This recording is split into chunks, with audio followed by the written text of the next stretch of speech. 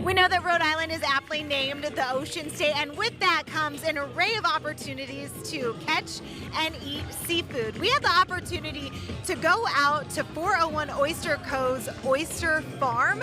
It's 9 acres. It's just on the other side of Ninigrit Pond. We caught up with the owner, who is making it his mission to get oysters to your dinner plate as quickly as possible in a matter of just a few hours.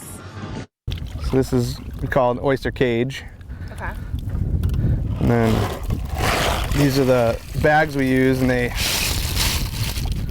house the oysters. So there's like just over 300 to 325 oysters in this bag here.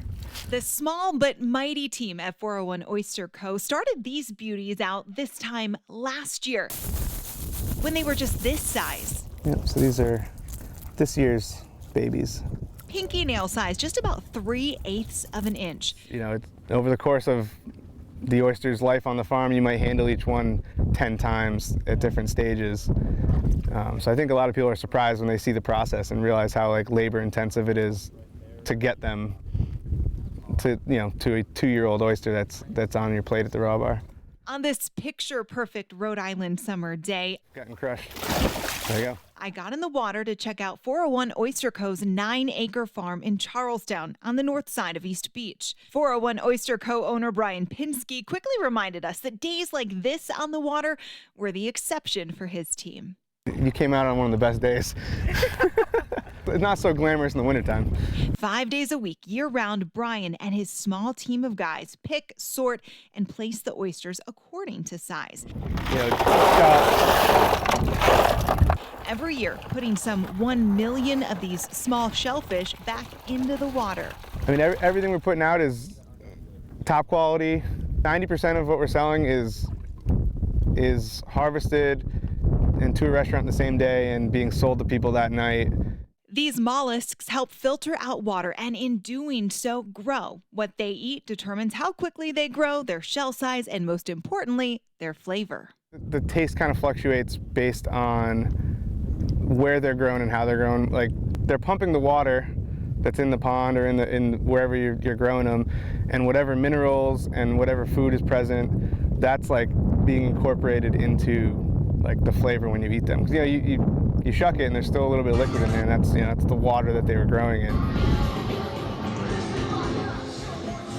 The Seafood Festival is obviously in full swing, as you can hear behind me, and as you can see, lots of folks turning out after work today. The weather is amazing as well.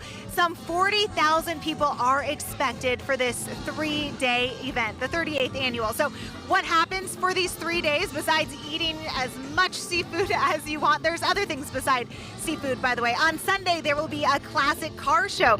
We caught up with a classic car enthusiast who is a proud 3-time winner.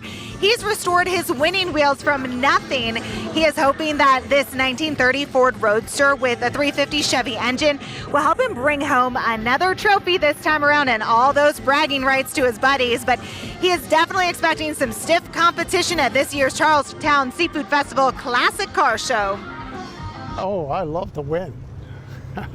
Yeah, I love to win, but there's a lot of competition at this festival. There's 300 cars there, so they come in from Rhode Island, New York, Massachusetts, Connecticut. So it's a tough one to win. One of the most unique things at the festival, I think, in my personal opinion, is this